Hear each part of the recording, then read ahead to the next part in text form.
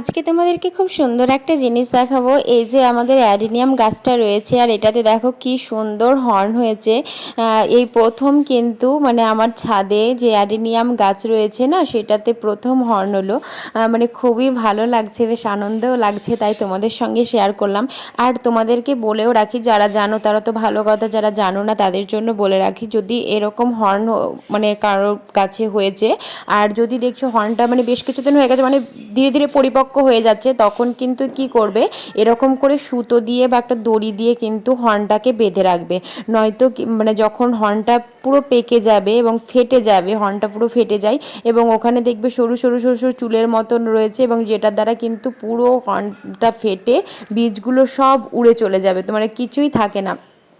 যার জন্য কিন্তু এইভাবে বেঁধে রাখলে কি হয়, যে হর্নটা মানে উড়ে চলে যাবে না আর কি, ফেটে ফেটে যাবে যখন, উড়ে চলে যাবে না। তোমাদেরকে শোকানোর পরেও দেখিয়ে দিচ্ছি, কি মানে দেখিয়ে দেবো যে কীরকম অবস্থায় মানে হয়।